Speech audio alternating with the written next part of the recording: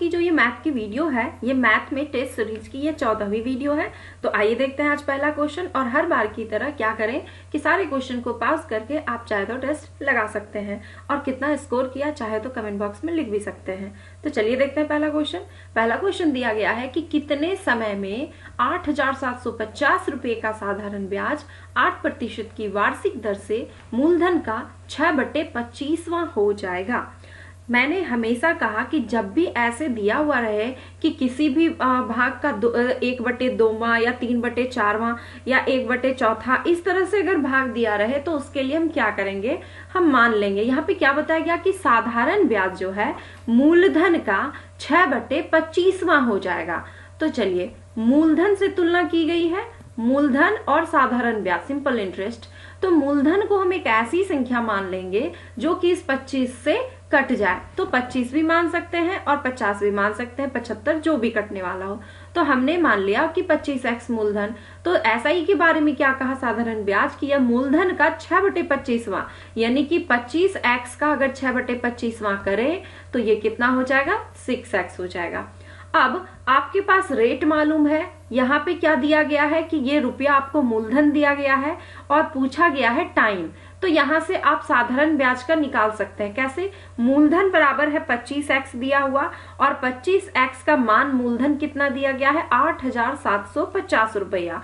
आप इसे जब कट करेंगे तो ये कितने टाइम में कट हो जाएगा, ये कट हो जाएगा 350 बार में, यानी कि x का मान कितना आ गया, 350। अब इस x के मान को अगर हम इसमें पुट कर दें SI में तो यहाँ पे क्या हो जाएगा, 6 × 350 यानी कि ये आ जाएगा 2100 रुपया।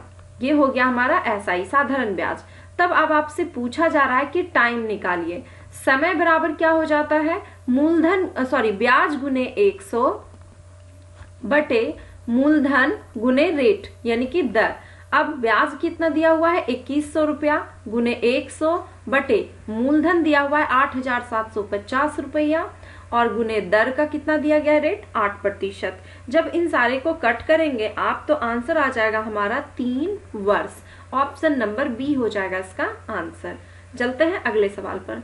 अगला सवाल दिया गया है, कहता है कि यदि जो है √x² + y² = 25 है और y का मान 2x दिया गया है तो आपको निकालना है x का मान। तो चलिए इसे देखते हैं कैसे सॉल्व करना है। आपके पास दिया हुआ है √x² + y² = 25। अगर इस रूट को हम इस साइड करें तो स्क्वायर में चेंज हो जाएगा। तो x² + y² = ये 25 का स्क्वायर करेंगे तो कितना हो जाएगा, 625। अब यहाँ पे देखिए y का मान कितना दिया हुआ था, 2x। तो y के जगह पे हम 2x लिख सकते हैं।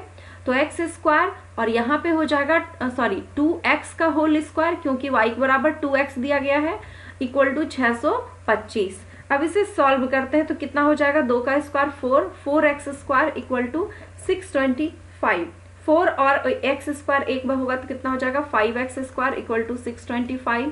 इसे आप कट कर दें, 5 से कट करेंगे इसे तो कितने टाइम में कट जाएगा, 125 टाइम में कट जाएगा, 125 टाइम में। और इस स्क्वायर को इस साइड लाएंगे तो ये रूट हो जाएगा। अब x का मान यहाँ पे कितना निकल जाएगा, 5√5 निकल जाएगा। ओके, तो पूछा गया था आपसे x का मान कितना, तो x का मान 5√5। तो ये ऑप्शन में नहीं दिया गया, आपके ऑप्शन में है √125। तो यही हो जाएगा इसका आंसर।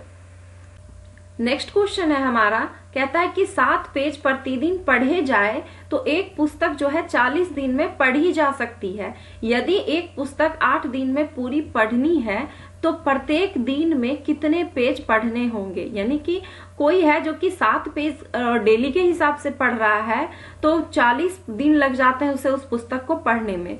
अब कहता है कि अगर उस पुस्तक को 8 दिन में पूरा करना हो तब प्रत्येक दिन कितने पेज वह पढ़ेगा। तो चलिए इसे सॉल्व करते हैं। एंड यस कि आप जितने भी क्वेश्चन को सॉल्व कर रहे हैं ये आपके आने वाले एग्जाम में बहुत ही हेल्पफुल रहेगा, क्योंकि ये जितने भी क्वेश्चन मैं दे रही हूँ एनटीपीसी जो पिछले साल का एग्जाम हुआ था तो उनमें जितने भी क्वेश्चन पूछे गए थे एनटीपीसी मैथ के वो सारे मैं उसी की कलेक्शन करके दे रही हूँ। तो देखिए इसे कैसे बनाना है। कहता है 7 पेज पर डे पढ़ता है तो पुस्तक कितने दिन में खत्म होता है, 40 दिन में। अब अगर x दिन में पूरा करना हो, या फिर इसे आप इस तरीके से भी लिख सकते हैं कि x डेज अगर डेली पढ़े तो पुस्तक कितने दिन में पूरा हो रहा है, 8 दिन में। फिर से सुन लीजिए, 7 पेज के हिसाब से पढ़ रहा है तो टाइम लग रहा है 40 दिन, x पेज के हिसाब से पढ़ रहा है तो लग रहा है कितना, 8 दिन। अब आप इसे कट कर दें, 8 से 5 टाइम में कट जाएगा और x का मान कितना आ जाएगा, 35, यानी कि पर डे 35 पेज उसे पढ़ने होंगे। ऑप्शन नंबर ए हो जाएगा इसका आंसर। चलते हैं अगला सवाल। अगला सवाल देखते हैं, यह है आपका पाई चार्ट से दिया गया है। नीचे दिए गए चार्ट में छात्रों द्वारा बजाए गए वाद्य यंत्रों को प्रदर्शित किया गया है, तो चार्ट के आधार पर निम्नलिखित का उत्तर दे। इसमें आपसे ये पूछा गया कि वायलिन से संबंधित सेक्टर का कोण कितना हो जाएगा। यहाँ पे ये आपको पाई चार्ट दिया गया है, ये एक वृत्त में, जिसमें कि ये 4 भाग में, यहाँ पे देखिए ये वाला जो रेड वाला भाग है ये तबला है, यहाँ से यहाँ तक ये गिटार है, ये वायलिन है और ये वीणा है। सबका परसेंटेज दिया गया है 16%, 25%, यहाँ पे 29% और यहाँ पे 30%। अब यहाँ पे जब इस तरीके का क्वेश्चन आता है तो हमेशा याद रखें, ये जो पूरा सर्किल है अगर परसेंटेज में दिया गया हो सबका मान, तो इतना याद रखिए कि सारे को ऐड करने पे हमेशा और हमेशा 100% ही आएगा। आप चाहे तो सारे को ऐड करके भी देख सकते हैं, और यदि डिग्री में हो तो सारे को ऐड करने पे हमेशा उसका मान 360 डिग्री ही आएगा। तो इसमें टोटल जो दिया गया ये टोटल कितना है, 100%, जिसमें से आपसे पूछा गया कि वायलिन से संबंधित, तो वायलिन का देख लीजिए कितना परसेंटेज दिया गया है, 16%। तो आप कह सकते हैं कि 100% जब टोटल है और डिग्री में ये टोटल कितना होता है, 360 डिग्री, तो 1% बराबर कितना हो जाएगा, 360 बटे 100%, ये डिग्री में है। इसीलिए आपको निकालना किसका है, वायलिन का, इसीलिए 16% बराबर कितना हो जाएगा, तो 360 डिग्री बटे 100% इंटू 16%। जब आप इसे कट करेंगे तो ये कंप्लीट तो नहीं कटेगा, इसका पॉइंट में आ जाएगा 57.6 डिग्री, इतना डिग्री का ये कोण बन जाएगा। ऑप्शन नंबर सी हो जाएगा इसका आंसर। इसी तरह से अगर वीणा का पूछा जाता तो 30% से निकालते, तबला का 29% निकालते और गिटार का 25% निकाल देते। ओके, अब देखते हैं अगला क्वेश्चन। अगला क्वेश्चन दिया गया है, सेम वही क्वेश्चन है, उसी से क्वेश्चन ये दिया गया है कि यदि कुल 300 छात्र हैं तब जो है तबला बजाने वाले व वीणा बजाने वाले के बीच कितने का अंतर होगा। अब देखिए, तबला और वीणा, अब देखिए तबला का कितना है, 29% बजाते हैं छात्र, और वीणा कितने परसेंट बजाते हैं, 30%। दोनों में अच्छा अंतर कितने का है, 1% का अंतर है। अब कहता है कि दोनों के बीच आपको अंतर निकालना, और टोटल नंबर ऑफ स्टूडेंट कितना दिया गया है, 300 दिया गया है। तो आप इसमें ऐसा भी कर सकते हैं कि डायरेक्टली आप निकाल दें कि टोटल नंबर ऑफ स्टूडेंट 300 है और अंतर ही आपको निकालना है, तो 300 का जब 1% निकालेंगे तो कितना आ जाएगा, 3, यानी कि दोनों के बीच अंतर कितना का है, 3 का। तो ऑप्शन नंबर सी हो जाएगा इसका आंसर। अब देखते हैं अगला सवाल। अगला सवाल दिया गया है, फिर वही क्वेश्चन है, वही पाई चार्ट पे, जो छात्र गिटार बजाते हैं उनका अनुपात वायलिन बजाने वालों से कितना है। पूछा जा रहा है आपसे गिटार बजाने वाले का और वायलिन बजाने वाले का, दोनों का रेशियो पूछा गया। तो गिटार बजाने वाला कितना है, 25, और वायलिन बजाने वाला कितना है, 16%।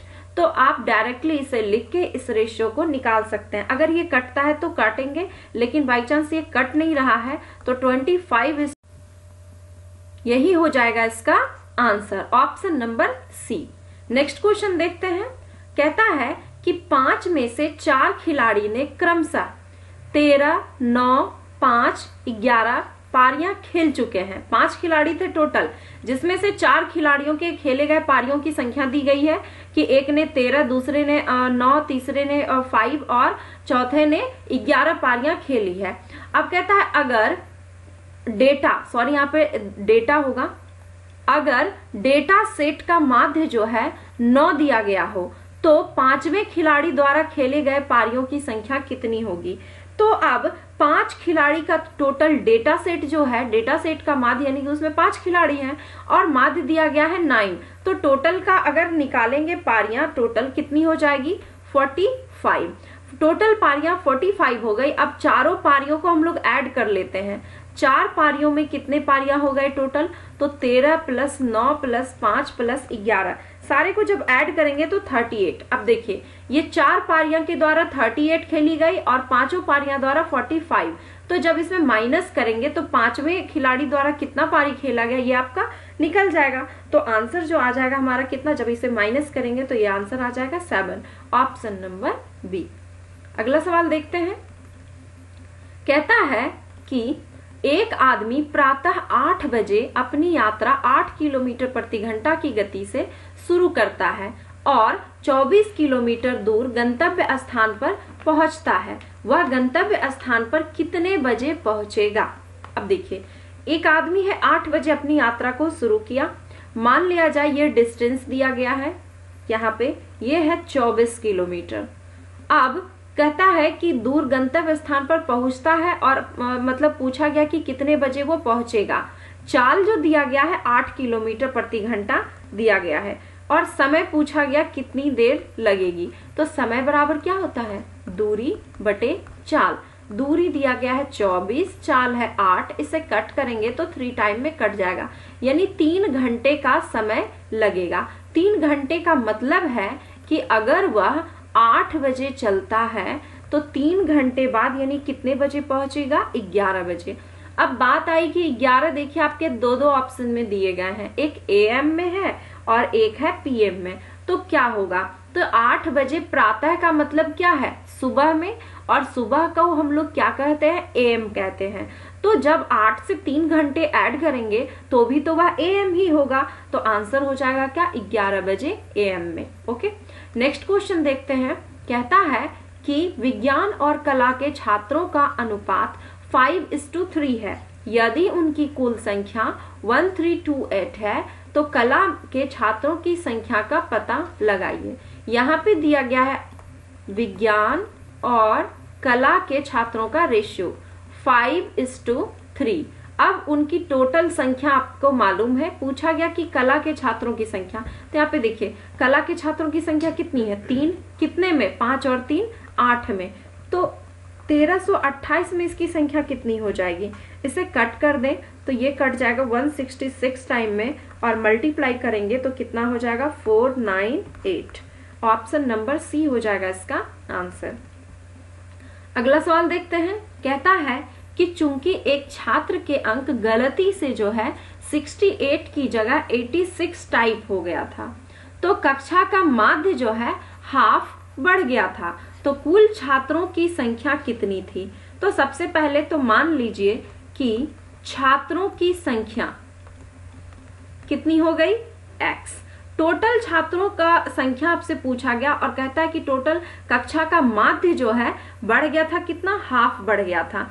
तो अगर ऐसे माध्य निकालने के लिए अगर सोचे तो कहता है गलती से 68 की वजह क्या हो गया था, 86 टाइप हो गया था। तो माध्य जब निकालेंगे तो कितना निकालेंगे, टोटल जो ऐड करके हुआ है और बटे कर देंगे छात्रों की संख्या से डिवाइड, तो ये हो गया माध्य। लेकिन गलती से उसने ये निकाल दिया तो कितने का अंतर हो गया, हाफ का अंतर हो गया, ये हाफ से बढ़ गया। तो इसका अंतर हम कर लेते हैं, 86/x minus 68/x equal to हो जाएगा हाफ। एलसीएम आप यहाँ लीजिएगा तो x ही होगा, इन दोनों को माइनस जब करेंगे तो ये आ जाएगा आपका 18। ओके, अब यहाँ पे कर देंगे इक्वल टू हाफ, ऊपर ये क्या हो जाएगा, क्रॉस में मल्टीप्लाई, तो x का मान कितना आ जाएगा, 36। यानी कि टोटल जो है कितने छात्र थे, तो टोटल 36 छात्र थे। ऑप्शन नंबर बी हो जाएगा इसका आंसर। तो आपको ये वीडियो कैसा लगा ये मुझे कमेंट बॉक्स में बताएं और भी वीडियो देखने के लिए इस चैनल को लाइक करें, सब्सक्राइब करें एंड शेयर करें। धन्यवाद।